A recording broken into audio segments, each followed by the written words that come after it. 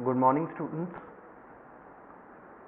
Micro economics में आज का जो टॉपिक है मार्जिनल यूटिलिटी एनालिसिस, जो हमने लास्ट क्लास में पढ़ा था, उसी का नेक्स्ट टॉपिक है जो दो मार्जिनल यूटिलिटी सीमांत उपयोगिता के संदर्भ में जो सिद्धांत है, उसका पहला जो प्रिंसिपल या लॉ है वो है law of diminishing marginal utility, सीमांत उपयोगिता हास्य नियम।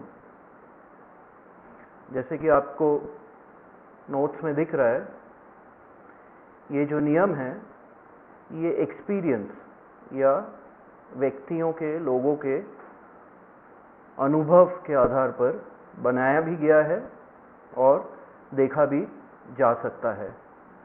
इसके आप पहले ये डेफिनेशंस आप समझ लीजिए, उसके बाद में आपको इस सिद्धांत के बारे में ये कैसे क्रियान्वयनशील होता है, ये इसके लिमिटेशंस क्या होती हैं, इसके क्या बाद एक्सेप्शंस होते हैं, वो मैं आपको इन डेफिनेशंस के बाद में आपको बताऊंगा। एडवर्ड नेमन जो इकोनॉमिस्ट हैं, उनके अनुसार किसी वस्तु के उपभोग के क्रम में, किसी वस्तु के उपभोग के क्रम में प्रत्येक वृद्धि के साथ उस वस्तु की अतिरिक्त इकाइयों से प्राप्त होने वाली उपयोगिता, अब आपको मालूम है कि अतिरिक्त इकाइयों से प्राप्त होने वाली उपयोगिता को ही हम सीमांत उपयोगिता कहते हैं, क्रमशः घटती रहती है। इसका सेकंड डेफिनेशन भी एक बार आप समझ लीजिए, ये बोल्डिंग के द्वारा दिया गया है। जब कोई उपभोक्ता अन्य वस्तुओं के उपभोग को स्थिर रखते हुए किसी एक वस्तु के उपभोग को बढ़ाता है, तब परिवर्तनशील वस्तु, यानी कि जिस वस्तु के उपभोग को आप बढ़ा रहे हैं, की सीमांत उपयोगिता निश्चित से घटती है। अब आप देखिए, इस लॉ का ये जो डेफिनेशन है, ये क्या आपको समझ में आती है इससे, कि किसी भी एक वस्तु की अगर आप उपभोग कर रहे हैं या किसी भी अनेक वस्तुओं की आप उपभोग कर रहे हैं, उसमें से सिर्फ एक वस्तु की अगर आप उपभोग करते हैं, बाकियों को आप स्थिर रखते हैं, तो जैसे जैसे आप निरंतर या उत्तरोत्तर उसी वस्तु की इकाइयों में वृद्धि करते हैं उपभोग की, तो निरंतर उस वस्तु की अतिरिक्त इकाई के उपभोग से, यानी कि जो सीमांत उपयोगिता होती है, वो साधारणतः मोस्ट केसेस में घटती जाती है। यानी कि पहले इकाई उपभोग से जितनी आपको उपयोगिता प्राप्त हुई है, वह दूसरे वस्तु के उपभोग से नहीं प्राप्त होती है, और दूसरे वस्तु के या दूसरे उसी वस्तु की इकाई के उपभोग से जो आपको सीमांत उपयोगिता प्राप्त होती है, वो उसी वस्तु के तीसरी इकाई के वस्तु के उपभोग से शायद नहीं प्राप्त हो। इसी को हम क्या कहते हैं? इसी को हम कहते हैं law of diminishing marginal utility, या फिर सीमांत उपयोगिता हास्य नियम। अब ये आप अनुभव कर सकते हैं, अगर आपने कोई भी एक वस्तु की उपभोग करना स्टार्ट किया है, निरंतर अगर उसी वस्तु की इकाइयों का आप उपभोग बढ़ाते जाते हैं, तो जो अतिरिक्त जो संतुष्टि प्राप्त होती है आपको उस वस्तु की इकाइयों के वृद्धि करने से, वो कम होती जाती है। ये एक एक्सपीरियंस के तौर पर भी देखा जा सकता है। इसके कुछ कारण होती हैं जो कि मैं आपको अब बताऊंगा। कि सपोज आप दो वस्तुओं को उपभोग कर रहे हैं, सपोज आप दाल रोटी खा रहे हैं। अब इस नियम के परिभाषा के अनुसार आपने सपोज रोटी तो परिवर्तनशील वस्तु के रूप में आप उपभोग बढ़ाते हैं और दाल को आप कम कर देते हैं। तो जिस अनुपात में आपने रोटी और दाल का उपभोग आपने प्रथम संयोग में किया था, अब दूसरे तीसरे संयोग में जब आप एक चीज को स्थिर मान लेते हैं या स्थिर कर लेते हैं या उपभोग नहीं करते हैं, और दूसरे वस्तु की या दूसरे पदार्थ की जब आप उपभोग बढ़ा देते हैं, तो निश्चित ही उस अनुपात में आप उसका उपभोग नहीं कर पा रहे हैं जो कि पहले संयोग में था। इस कारणवश उससे प्राप्त जो उपयोगिता है या जो संतुष्टि आपको उपभोग करने पर, वो कम होती जाती है।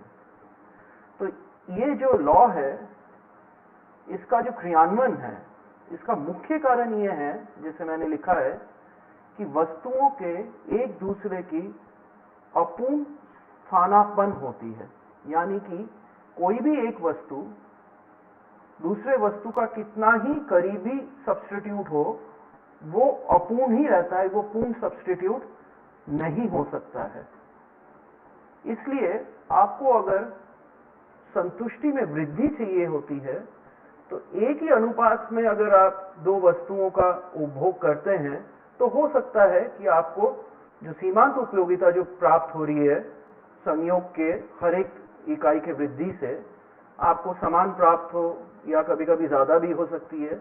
लेकिन अगर आप एक वस्तु को उस संयोग के उपभोग से हटा देते हैं या निश्चित कर देते हैं, उसको स्थिर कर देते हैं, और दूसरे वस्तु की उपभोग को बढ़ाते रहते हैं, तो उसके अतिरिक्त इकाई से डेफिनेटली आपको उपयोगिता निरंतर कम प्राप्त होती रहती है। इसकी एक दूसरी भी कारण हो सकता है जिससे कि ये नियम साधारणतः मोस्टली सारे केसेस में सही प्राप्त होता है। वो ये है कि जैसे आपने किसी एक वस्तु की उपभोग करी, तो किसी एक आवश्यकता की पूर्ति के लिए उस वस्तु की उपभोग करते हैं।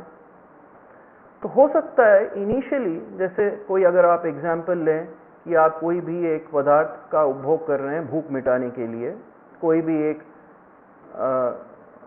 सब्जी खा रहे हैं, फल खा रहे हैं, उपभोग कर रहे हैं आप, तो हो सकता है प्रथम इकाई उसका उपभोग करने से आपको जो संतुष्टि प्राप्त होती है, जो आपका पेट उससे भरता है या उससे जो स्वाद आता है, वो डेफिनेटली अगले इकाई से या निश्चित तौर पे उसके अगले इकाई से कम प्राप्त होगी, क्योंकि आपका हो सकता है ज़रूरत पहले इकाई से काफ़ी हद तक पूर्ण हो जाती है। इस प्रकार से जो उपभोग होता है, उसका जो नेक्स्ट रीज़न है इस लॉ को क्रियाशील करने के लिए, किसी आवश्यकता विशेष को संतुष्ट किया जा सकता है किसी एक वस्तु की उपभोग से। अब आप देखिए, इसको मैथमेटिकली गणितीय स्तर पर इसको हम गणित के स्तर पे कैसे देख सकते हैं। अगर वस्तु x है, इनकी 0, 1, 2, 3, 4, 5, 6, 7 7 इकाइयों का आप उपभोग कर रहे हैं, या फिर सिर्फ इसी वस्तु का उपभोग कर रहे हैं, या फिर इस वस्तु का किसी और वस्तु के साथ संयोग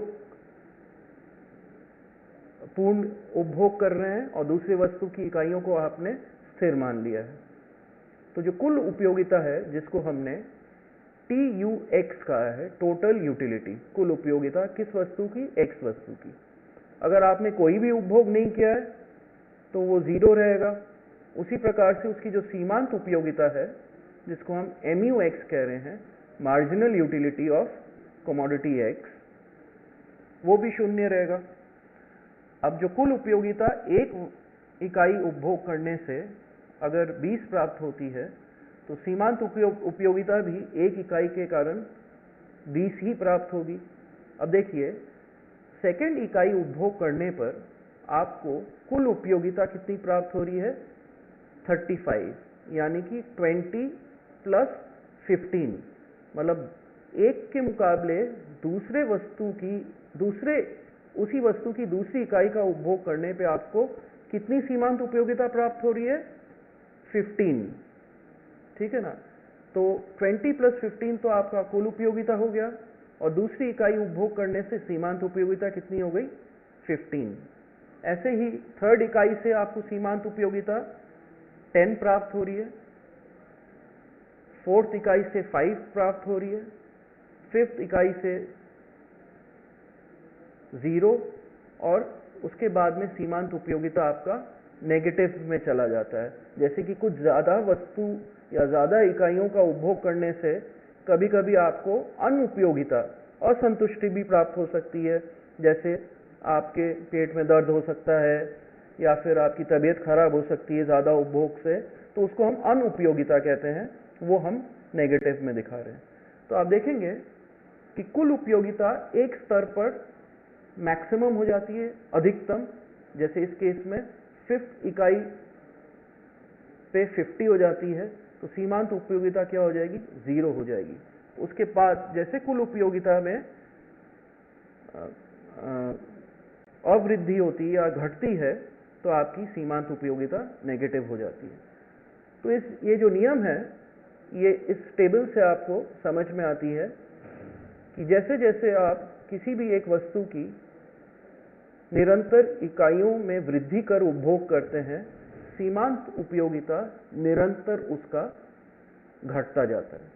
और किस कारणवश घटता है, ये मैंने आपको बताया कि एक तो सब्स्टिट्यूट्स नहीं होते, परफेक्ट सब्स्टिट्यूट्स नहीं होते, पूर्ण स्थानापन्न नहीं होते वस्तुओं का। एक वस्तु की उपभोग किसी विशेष आवश्यकता की पूर्ति के लिए ही हो सकता है। इन कारणों से आपकी सीमांत उपयोगिता निरंतर घटता जाता है। अब देखिए, इस नियम का जो law of diminishing marginal utility है, अच्छा, इसकी जो टेबल है, इसको हम ग्राफ से दिखा सकते हैं, रेखा चित्र से भी दिखा सकते हैं। आपके पास में वाई एक्सिस है, जिसको हम परपेंडिकुलर एक्सिस कहते हैं, और एक्स एक्सिस है। एक्स एक्सिस में अगर आप वस्तु की इकाइयां लेते हैं और वाई एक्सिस में आप कुल उपयोगिता TU एवं MU लेते हैं, तो आप देखेंगे TU P पॉइंट पे जाके स्थिर हो जाती है, जैसे ऊपर वाले एग्जाम्पल में 50 है, और MU मार्जिनल यूटिलिटी उस 5th कमोडिटी से 6th कमोडिटी के उपभोग में 0 हो जाता है। उसके बाद में ये क्या हो जाता है? नेगेटिव हो जाती है। अब आप देखिए, ये जो नियम है, इसके कुछ मान्यताएं हैं। जैसे मैंने प्रीवियस क्लास में भी आपको बोला था कि किसी भी लॉ या किसी भी मॉडल की कुछ मान्यताएं होती है, वो उस नियम को या उस सिद्धांत को समझाने में सरलता प्रदान करती है। परंतु ये जो मान्यताएं होती हैं, सरलता तो प्रदान करती हैं, लेकिन ये उस मॉडल को अव्यवहारिक भी कर देती है, इसलिए वो उनकी कभी कभी सीमा भी हो जाती है। तो पहला जो अजम्पशन है, जो मार्जिनल यूटिलिटी के जो अजम्पशन थे सीमांत उपयोगिता के, वही अजम्पशंस हैं। देखिए, पहला है समरूप वस्तु। समरूप वस्तु मतलब होमोजेनियस प्रोडक्ट, मतलब वस्तु की जो इकाइयां हैं वो हर मायने में एक स्वरूप है, एक जैसा है, चाहे वो वजन में हो, चाहे वो साइज में हो, चाहे वो देखने में हो, चाहे उनका स्वाद हो। अब ये थोड़ा सा अव्यवहारिक होता है, क्योंकि आपको मालूम है बाजार में कई इस प्रकार की चीज़ें होती हैं जिनको आप खरीदते हैं और उपभोग करते हैं, जो कि एक जैसे नहीं होते हैं। जैसे अगर आप कोई फल खरीदते हैं, फल की अगर 10 इकाइयाँ आप खरीदते हैं, सपोज सेब की, तो हो सकता है एक सेब का जो साइज हो वो दूसरे सेब से कम हो या ज़्यादा हो। तो इस प्रकार समरूप वस्तु की जो अजम्पशन है, मान्यता है, वो उसकी लिमिटेशन भी हो सकती है इस मॉडल की या इस नियम की। अब दूसरा जो इसका जो अजम्पशन है वो है कि उपभोग निरंतर होनी चाहिए। Law of diminishing marginal utility, उपयोगिता सीमांत उपयोगिता की जो हास्य नियम है, उसमें जो हम उपभोग कर रहे हैं वो एक निश्चित समय काल में निरंतर होनी चाहिए, तभी ये लॉ मान्य होता है। ये भी थोड़ा सा अव्यवहारिक है। उपभोग आप अपने स्वाद के हिसाब से, अपने टाइम के हिसाब से भी कर सकते हैं। तो आप देखेंगे जितनी भी आपके पास में जो अजम्पशंस है, कहीं ना कहीं रियलिस्टिक या व्यवहार में कभी कभी नहीं सही बैठती है। तीसरा है वस्तु की मूल्य में परिवर्तन नहीं होनी चाहिए। जिस वस्तु की आप उपभोग कर रहे हैं, वस्तु का उपयोग उपयुक्त इकाइयों में होनी चाहिए। ये जो उपयुक्त इकाइयां मतलब क्या होती हैं कि वस्तु की जो आप निरंतर उपभोग कर रहे हैं, परिवर्तनशील वस्तु की इकाइयों का, उसका कुछ साइज निश्चित होना चाहिए। बहुत छोटे छोटे, हम नेक्स्ट टॉपिक जब आप इसी नियम का पढ़ेंगे तब इसके अपवाद में भी यही आता है। अगर वस्तु की इकाइयों को बहुत छोटे साइज में हम डिवाइड कर देते हैं, बहुत ही छोटे साइज में, तो ये लॉ ऑफ मार्जिनल यूटिलिटी जो डिमिनिशिंग, हास्य, निरंतर कम होता हुआ जो पाते हैं, वो शायद नहीं हो। जैसे हम इसको आगे डिटेल में पढ़ेंगे, अपवाद में आएगा। इसका जो फिफ्थ जो आपका एजम्पशन है वो है उपभोक्ता की मानसिक स्थिति, स्वाद, आदत, आय, प्राथमिकता, इनमें कोई परिवर्तन नहीं होना चाहिए उस समय काल में जब वो उपभोग कर रहा है। इसी वस्तु की जो सब्स्टिट्यूट्स है, स्थानापन्न वस्तु हैं, उनकी भी प्राइस या मूल्य स्थिर रहनी चाहिए। तो ये आपकी मान्यता है इस नियम की। अगर इस नियम के लिमिटेशंस या सीमाएं आपको लिखने के लिए कहा जाए, तो ये जो मान्यताएं हैं आप बता सकते हैं किस प्रकार कभी कभी अवास्तविक होती है। सही में बिहेवियर में, रियलिस्टिक बिहेवियर में ये कभी कभी सही नहीं होता है। तो आप देखिए कि ये जो नियम है, ये जो law of diminishing marginal utility का जो नियम है, ये किन किन केसेस में फेल हो जाता है। मतलब ये जो नियम है, निरंतर जो अतिरिक्त इकाइयों से जो कम उपयोगिता प्राप्त होती है, जो कि सीमांत उपयोगिता निरंतर घटता रहता है, ये कुछ सिचुएशन में सही नहीं पाया जाता। इनको हम अपवाद कहते हैं नियम के, एक्सेप्शंस कहते हैं नियम के। जैसे कि मैंने लिमिटेशन में आपको एजम्पशन में बताया था इनकी मान्यताएं में, कि अगर आप उपभोग जिस वस्तु की कर रहे हैं, जिस वस्तु की इकाइयों का कर रहे हैं, वो बहुत छोटी छोटी हो। अगर आप एक्सट्रीम एग्जाम्पल ले, जैसे बूंद बूंद पानी का अगर आप पीते हैं, एक एक बूंद, हो सकता है उसमें सीमांत उपयोगिता आपकी कम ना हो। तो इस प्रकार से कोई वस्तु अगर उसकी इकाई, अतिरिक्त इकाई जो जिसका आप उपभोग कर रहे हैं, उसकी साइज बहुत छोटी हो, तो हो सकता है ये नियम सही नहीं ठहरे उस केस में। ये तो पहला अपवाद है इस नियम का। दूसरा अपवाद इसलिए होता है, दूसरा जो इस नियम का अपवाद इसलिए होता है, कुछ इस प्रकार की वस्तुएं होती हैं जो कि दुर्लभ होती हैं। दुर्लभ मतलब स्केर्स होती हैं, या फिर उनको संग्रह करना, प्रतिष्ठा में वृद्धि करना होता है। जैसे कोई रेयर पेंटिंग, कोई इस टाइप की पेंटिंग किसी बहुत अच्छे आर्टिस्ट द्वारा किया गया हो। इन सब वस्तुओं की जो उपयोगिता होती है, वो प्रतिष्ठा के कारण आप अतिरिक्त इकाई हो सकता है ज्यादा पैसे देके आप खरीदें और उससे आपको ज्यादा संतुष्टि प्राप्त हो। तो इन केसेस में भी क्या होता है, जैसे आपको मालूम है नीलामी होती है पुरानी चीजों की, जिसका कभी भी डुप्लीकेशन या रिप्रोडक्शन, वापस उत्पादन नहीं किया जा सकता है। जैसे कुछ हीरो के नेकलेस होते हैं पुराने राजा महाराजाओं के, उनका जब ऑक्शन होता है, तो ऐसी चीजें क्या है, लोग संग्रह करने में, कलेक्ट करने में इनको संतुष्टि प्राप्त होती है। तो हो सकता है आप अधिक इनकी कीमत चुकाएं। जैसे कि मैंने आपको पहले क्लास में ही बताया था,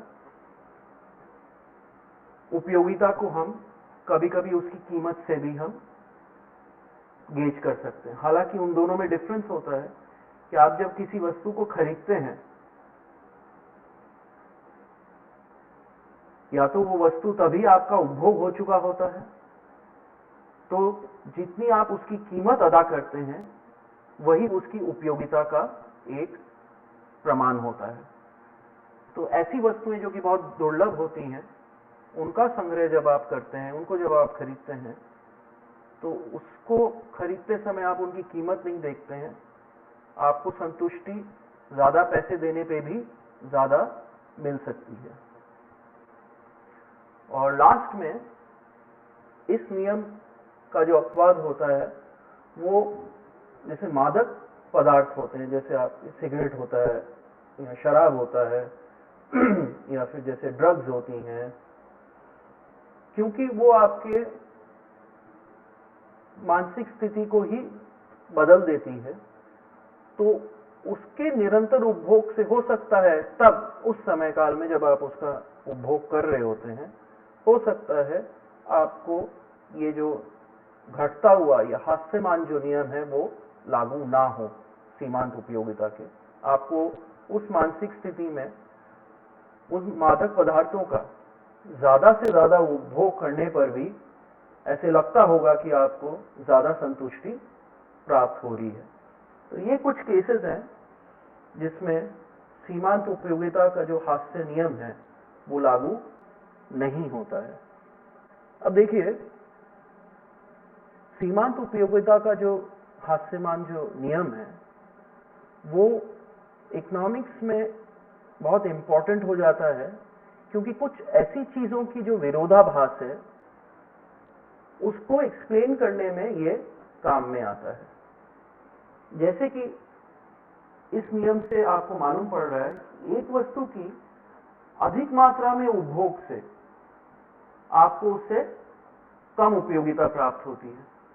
इसका मतलब ये हुआ कि अगर एक वस्तु का आप उपयोग कर रहे हैं जो कि कम प्राप्त होती है बाजार में या देश में या विश्व में, तो उसका आप उपयोग बहुत ही सोच समझ के, बहुत ही जरूरत के केसेस में आप करेंगे, क्योंकि वो कम अवेलेबल है, उसकी जो प्राप्यता है, उसकी जो अवेलेबिलिटी है वो कम है। अब जैसे अगर आप विरोधाभास देखेंगे, नहीं पहले मैं आपको एक्सप्लेन कर देता हूं। सपोज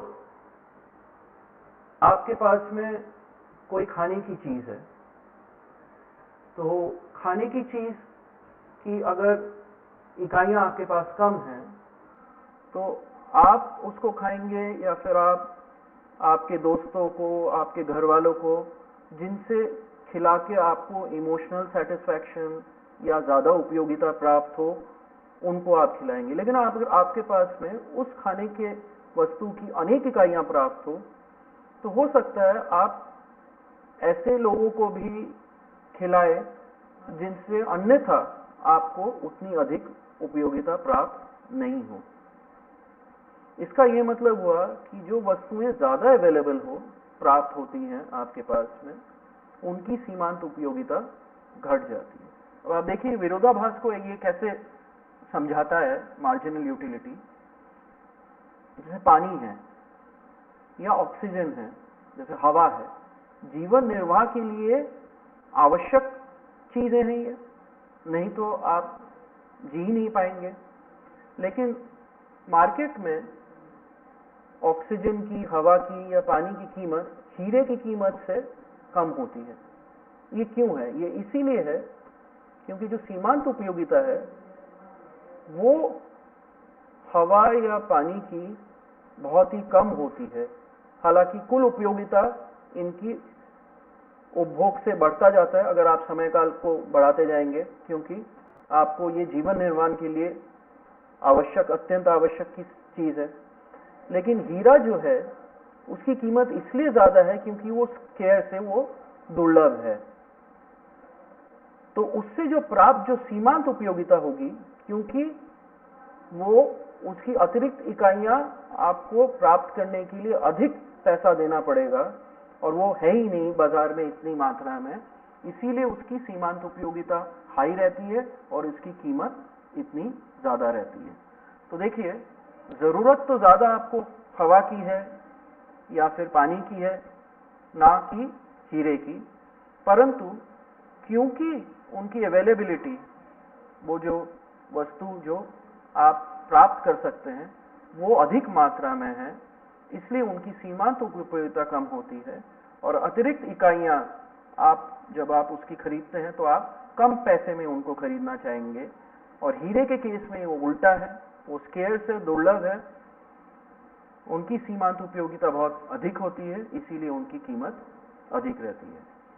तो ये आज आपका जो ये टॉपिक है, ये बहुत इंपॉर्टेंट टॉपिक है, law of diminishing margin utility. Marginal utility analysis में एक ही चीज अब आपका रह गया है, वो है इक्वी मार्जिनल यूटिलिटी, समसीमान उपयोगिता का नियम। वो भी इसी लॉ से ही डिराइव होता है, जो कि हम अगली क्लास में पढ़ेंगे। Thank you.